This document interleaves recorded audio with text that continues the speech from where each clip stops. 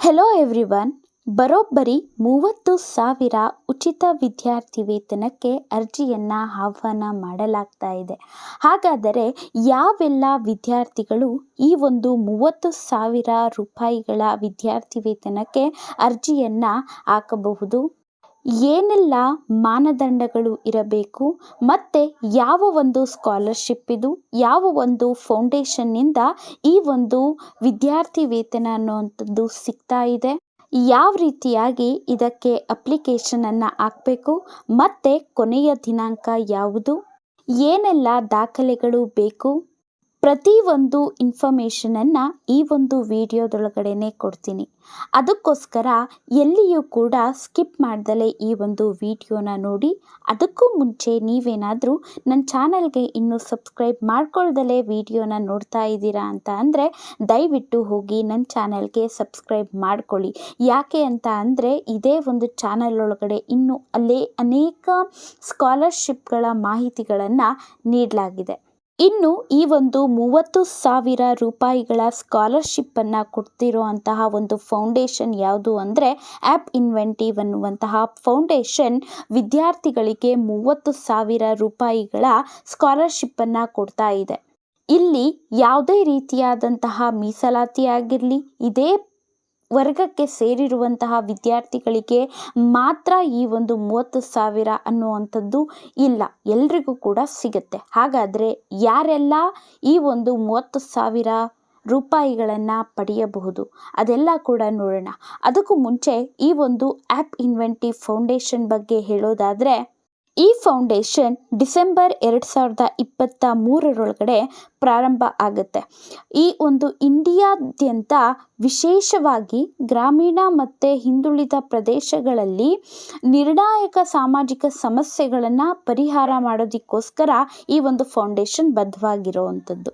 ಬೇರೆ ವಿವಿಧ ಲಾಭ ಉದ್ದೇಶಗಳನ್ನು ಇಟ್ಕೊಳ್ದಲೇ ಬೇರೆ ಸಂಸ್ಥೆಗಳೊಂದಿಗೆ ಕಾರ್ಯತಂತ್ರದ ಸಹಯೋಗದ ಮೂಲಕ ಪ್ರತಿಷ್ಠಾನ ಏನು ಮಾಡ್ತಾ ಇದೆ ಅಂತ ಅಂದರೆ ವ್ಯಾಪಕ ಶ್ರೇಣಿಯ ಸಮುದಾಯ ಸವಾಲುಗಳನ್ನು ಪರಿಹರಿಸುವಂತಹ ಗುರಿಯನ್ನು ಹೊಂದಿರುವಂಥದ್ದು. ಎಡು ಬೂಸ್ಟ್ ಸ್ಕಾಲರ್ಶಿಪ್ ಈ ಒಂದು ಪ್ರತಿಷ್ಠಾನದ ಅಡಿಯಲ್ಲಿ ಪ್ರಮುಖ ಉಪಕ್ರಮಗಳಲ್ಲಿ ಒಂದಾಗಿರುವಂಥದ್ದು ಮತ್ತು ಅವರ ಶೈಕ್ಷಣಿಕ ಪ್ರಯತ್ನಗಳಲ್ಲಿ ಹಿಂದುಳಿದ ವಿದ್ಯಾರ್ಥಿಗಳಿಗೆ ಬೆಂಬಲವನ್ನು ನೀಡುವಂತಹ ಪ್ರಾಥಮಿಕ ಉದ್ದೇಶವನ್ನು ಹೊಂದಿದೆ.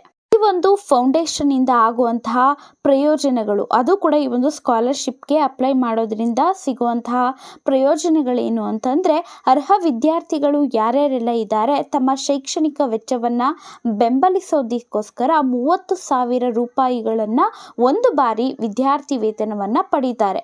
ಇನ್ನು ಹಣಕಾಸಿನ ಹೊರೆ ಬಗ್ಗೆ ಚಿಂತಿಸದೆ ವಿದ್ಯಾರ್ಥಿಗಳು ತಮ್ಮ ಅಧ್ಯಯನದ ಮೇಲೆ ಕೇಂದ್ರೀಕರಿಸಬೇಕು ಅಂತ ಸಹಾಯ ಮಾಡೋದಕ್ಕೆ ಈ ಒಂದು ಆರ್ಥಿಕ ಸಹಾಯವನ್ನು ವಿನ್ಯಾಸಗೊಳಿಸಲಾಗಿರುವಂಥದ್ದು.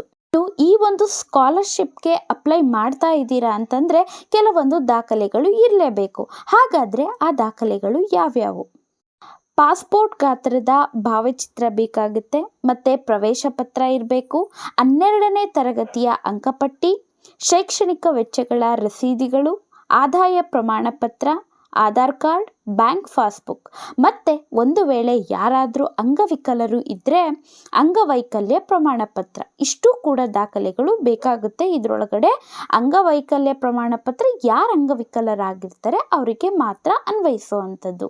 ಇನ್ನೂ ಒಂದು ಕ್ವೆಶನ್ ಇರುತ್ತೆ, ಏನು ಅಂತಂದರೆ ಯಾವ ಥರ ಆಯ್ಕೆ ಪ್ರಕ್ರಿಯೆ ಮಾಡ್ತಾರೆ? ಅರ್ಜಿ ಹಾಕಿರುವಂತಹ ಪ್ರತಿಯೊಬ್ಬರಿಗೂ ಈ ಒಂದು ಸ್ಕಾಲರ್ಶಿಪ್ ಇರುತ್ತಾ ಅಂತ ಅಂದರೆ, ಅರ್ಹತಾ ಮಾನದಂಡಗಳ ಆಧಾರದ ಮೇಲೆ ಅಭ್ಯರ್ಥಿಗಳನ್ನು ಫಸ್ಟು ಶಾರ್ಟ್ ಲಿಸ್ಟ್ ಮಾಡ್ತಾರೆ. ಅದಾದ ಮೇಲೆ ಡಾಕ್ಯುಮೆಂಟ್ ವೆರಿಫಿಕೇಷನನ್ನು ಮಾಡ್ತಾರೆ. ಅದಾದ ಮೇಲೆ ಶಾರ್ಟ್ ಲಿಸ್ಟ್ ಮಾಡಿದಂತಹ ಅಭ್ಯರ್ಥಿಗಳ ವೈಯಕ್ತಿಕ ಸಂದರ್ಶನಗಳು ಇರ್ತವೆ. ಅಂತಿಮ ಆಯ್ಕೆ ಮಾಡ್ತಾರೆ ಮತ್ತು ಸ್ವೀಕರಿಸುವವರ ಪ್ರಕಟಣೆಯನ್ನು ಕೂಡ ಮಾಡ್ತಾರೆ. ಇನ್ನು ಅರ್ಹತೆಯ ಮಾನದಂಡಗಳನ್ನು ಹೇಳುವಂಥದ್ದಾದರೆ, ಆ್ಯಪ್ ಇನ್ವೆಂಟಿವ್ ಎಡು ಬೂಸ್ಟ್ ಸ್ಕಾಲರ್ಶಿಪ್ಗೆ ಅರ್ಜಿ ಸಲ್ಲಿಸಬೇಕು ಅಂತಂದರೆ ವಿದ್ಯಾರ್ಥಿಗಳು ಕೆಲವೊಂದು ಮಾನದಂಡಗಳನ್ನು ಪೂರೈಸಬೇಕು.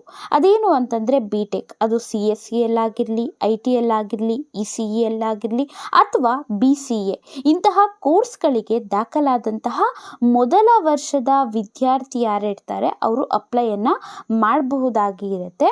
ಅವರ 12ನೇ ತರಗತಿ ಅಥವಾ PUC ಪರೀಕ್ಷೆಗಳಲ್ಲಿ ಕನಿಷ್ಠ 70% ಅಂಕನ ಗಳಿಸಿರಬೇಕು ಮತ್ತು ಅವರ ಒಂದು ಕುಟುಂಬದ ವಾರ್ಷಿಕ ಆದಾಯ 8 ಲಕ್ಷಕ್ಕಿಂತ ಕಡಿಮೆ ಅಥವಾ ಸಮನಾಗಿ ಇರಬೇಕು. ಇನ್ನು ಅಪಿನ್ವೆಂಟಿವ್ ಉದ್ಯೋಗಿಗಳು ಏನಿರ್ತಾರೆ ಅವರ ಮಕ್ಕಳು ಈ ಒಂದು ವಿದ್ಯಾರ್ಥಿ ವೇತನಕ್ಕೆ ಅನರ್ಹರು. ಅಂದರೆ ಆ ಒಂದು ಮಕ್ಕಳು ಏನು ವಿದ್ಯಾರ್ಥಿ ವೇತನಕ್ಕೆ ಅರ್ಜಿಯನ್ನು ಸಲ್ಲಿಸೋದಕ್ಕೆ ಆಗೋದಿಲ್ಲ.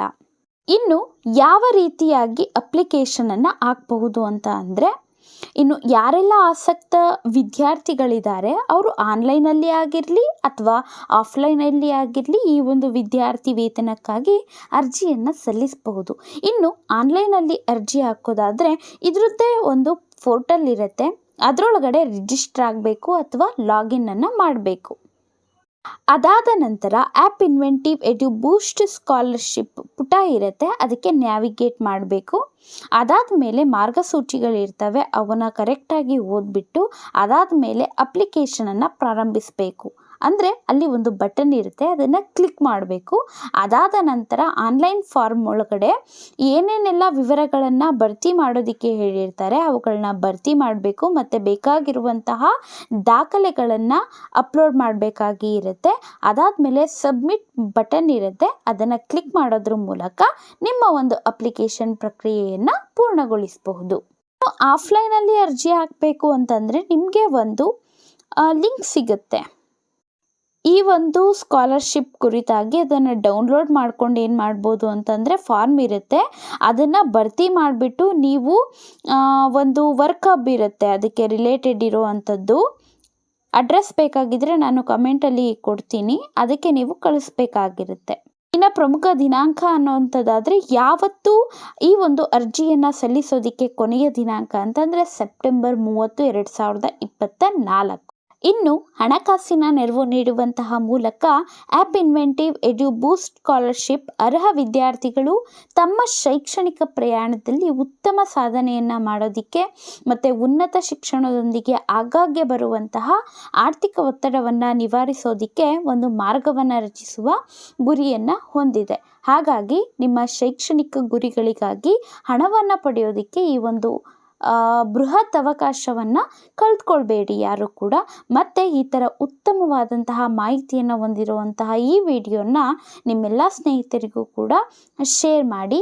ಧನ್ಯವಾದಗಳು. ಅದೇ ರೀತಿಯಾಗಿ ನನ್ನ ಒಂದು ಚಾನಲ್ಗೆ ಸಬ್ಸ್ಕ್ರೈಬ್ ಮಾಡಿ. ಇನ್ನೂ ಇದಕ್ಕೆ ರಿಲೇಟೆಡ್ ಇರುವಂತಹ ವಿಡಿಯೋಸ್ ಎಲ್ಲ ಕೂಡ ಬರ್ತಾ ಇರ್ತವೆ, ಈಗಾಗಲೇ ಪ್ಲೇಲಿಸ್ಟಲ್ಲೂ ಕೂಡ ಕೊಟ್ಟಿರ್ತೀನಿ, ಹೋಗಿ ಚೆಕ್ ಮಾಡಬಹುದು. Thank you.